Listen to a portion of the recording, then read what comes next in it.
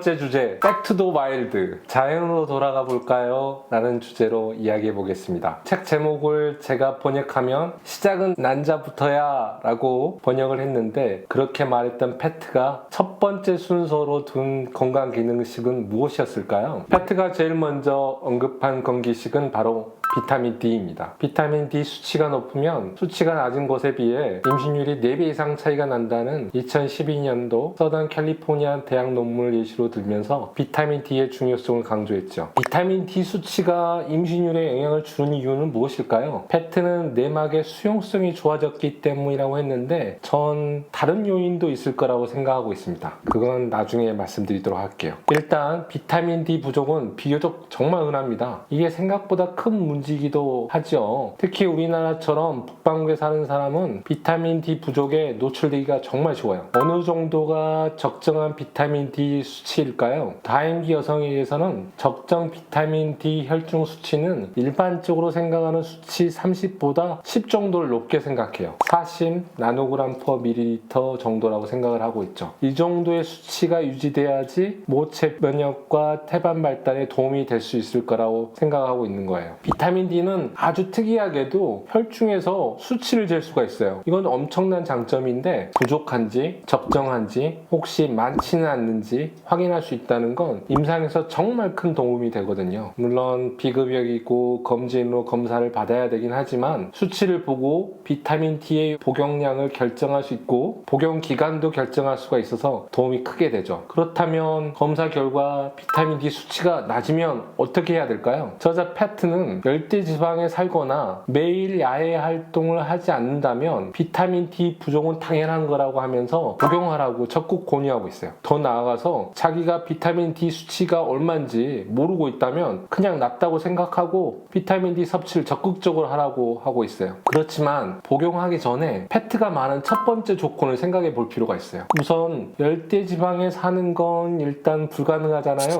그건 일단 제외하죠. 그리고 두 번째 조건이 매일 야외 활동을 하는 거예요. 이게 먼저예요. 정말 야외 활동을 열심히 해야 돼요. 한국엔 특히 더 그래야 돼요. 최근 발간된 내분비 학회 3판을 보면 2008년부터 2014년까지 국권형에서 조사된 비타민 D 결핍은 남성에서는 65%, 무려 여성에게는 76%가 발견돼요. 적정한 비타민 D 수치를 보이는 여성이 24%밖에 되지 않다는 거예요. 그 말은 4분의 3은 비정상, 낮은 수치라는 거죠. 4분의 1만이 정상이에요. 이 데이터를 미국 데이터하고 비교를 해볼까요? 2006년도의 미국 데이터는 미국 남성은 29%, 미국 여성의 비타민 D 감소 유병률은 34%에 지나지 않아요. 미국 여성에 비하면 거의 2배에 가까운 높은 비타민 D 부족 유병률을 가지고 있는 게 한국 여성이죠. 수치만 봐도 한국 여성의 평균 비타민 D 수치가 16 정도예요. 특히 젊은 여성의 유병률은 더 높은 걸로 알려져 있어요. 최근 데이터를 보면 흥미롭게도 미국이나 캐나다 등 소국권에선 비타민 D 결핍 유병률이 감소하고 있는데 한국에서는 비타민 D 결핍 상황이 더욱 악화되고 있다는 연구 결과도 있어요. 이전에도 말씀드렸지만 적정 비타민 D 수치를 유지하는 게 중요해요. 난임 진료에서는 적정 비타민 D 수치를 40에서 높게는 50 정도까지 잡고 있고 이 수치는 골대사와 관련된 비타민 D 적정 수치 30보다 약간 높다는 걸 염두에 두고 있어야 돼요. 다만 저는 이런 생각도 해요. 비타민 D 결핍 소견이 있을 때 비타민 D 복용에만 한정해서는 안 된다는 생각을 해요. 비타민 D 수치가 낮아졌다는 건 전반적인 신체 환경이 다 떨어져 있다라는 초기 신호 중에 하나라고 저는 생각을 하고 있거든요. 외부 활동도 하지 않고 햇볕도 받지 않고 있는데 어떻게 비타민 D만 떨어져 있겠어요? 모든 생체 내 미세 환경이 좋지 않아진 거죠. 다만 비타민 D만 눈에 딱 띈 거예요. 그래서 낮아진 비타민 D를 올리는 것도 중요하지만 비타민 D 감소를 단지 비타민 D만 감소한 걸로 보지 않고 몸 안에 미묘한 환경 변화가 왔을 거라 또는 나빠졌을 거라고 간주해야 한다는 거예요. 쉽게 말하면 생활 습관이 필요하다는 중요 시그널이 떴다.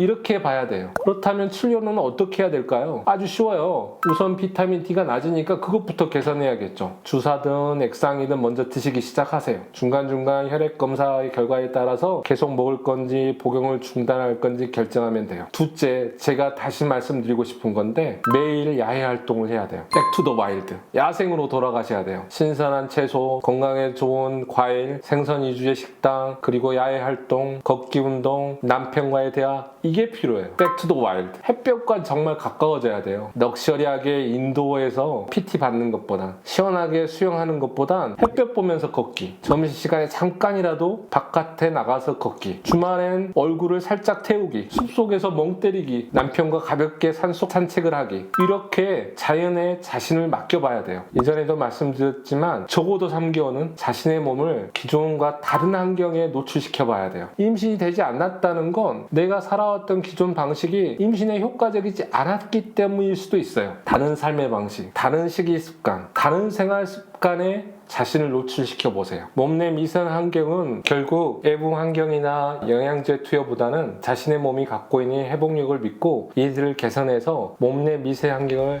향상시키는 게 포인트예요. 백투더 와일드. 지금부터 야생으로 돌아가는 것을 꼭 실천해 보시기 바랍니다. 지금까지 이경훈이었습니다.